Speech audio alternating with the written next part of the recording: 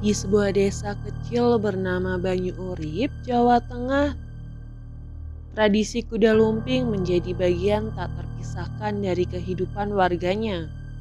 Kuda lumping sering dimainkan dalam acara adat, perayaan desa hingga upacara spiritual untuk menolak bala.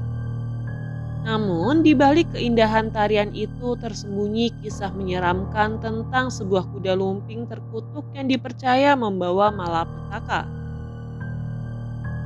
Konon, puluhan tahun lalu seorang dukun sakti bernama Pak Wiryo menciptakan kuda lumping khusus untuk upacara besar di desa. Kuda lumping itu dibuat dengan bahan-bahan aneh, seperti rambut manusia, kulit hewan, dan darah ayam hitam sebagai perekatnya. Menurut warga, Pak Wiryo memanggil roh gaib untuk menghidupkan kuda lumping itu, sehingga penarinya bisa mencapai kesurupan yang lebih kuat.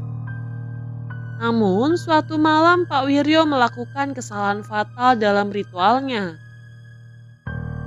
Ia lupa menutup ritual pemanggil arwah, sehingga roh yang masuk ke dalam kuda lumping itu bukan roh biasa, melainkan sosok jahat penuh amarah.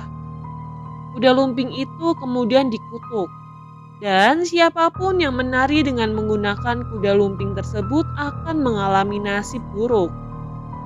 Setelah beberapa insiden aneh dan kematian misterius, kuda lumping itu akhirnya disegel oleh Pak Wiryo dan disimpan di sebuah gudang tua di pinggir desa.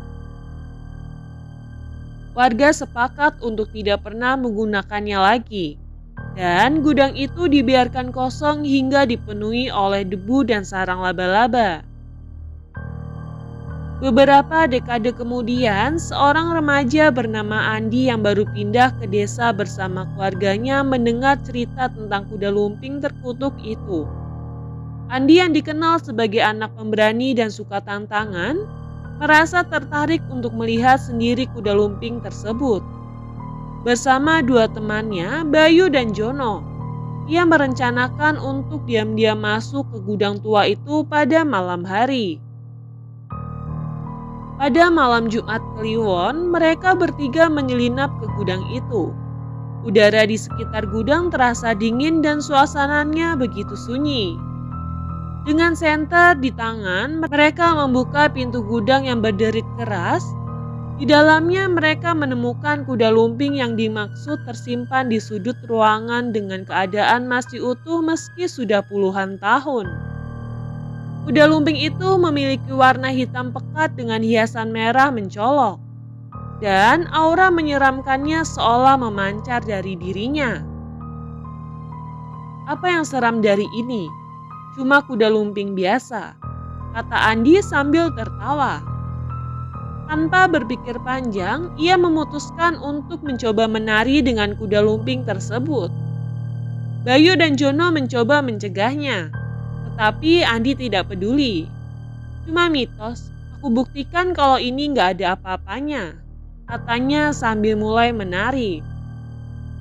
Saat Andi mulai menari, angin dingin tiba-tiba bertiup di dalam gudang, membuat lilin yang mereka bawa hampir padam. Suara gemerisik mulai terdengar, seperti langkah kaki yang mengitari mereka. Wajah Andi berubah, matanya menjadi kosong dan senyum lebar menghiasi wajahnya, seolah ia sedang dalam keadaan kesurupan.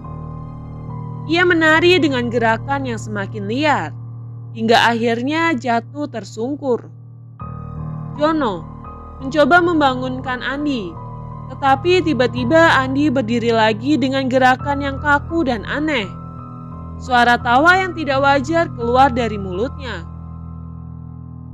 Kau telah membangunkan kami, kata Andi dengan suara yang bukan miliknya. Bayu dan Jono langsung ketakutan dan mencoba melarikan diri. Tetapi pintu gudang tertutup dengan sendirinya. Dalam kegelapan, mereka mulai melihat bayangan hitam besar yang melayang di sekeliling gudang. Bayangan itu berbentuk seperti kuda dengan mata merah menyala, memancarkan aura kemarahan. Suara derap kaki kuda terdengar semakin keras, meskipun tidak ada kuda nyata di sana. Ketika keadaan semakin mencekam, seorang pria tua tiba-tiba muncul di gudang. Ia adalah Pak Surya, ketua desa yang dikenal memiliki kemampuan spiritual.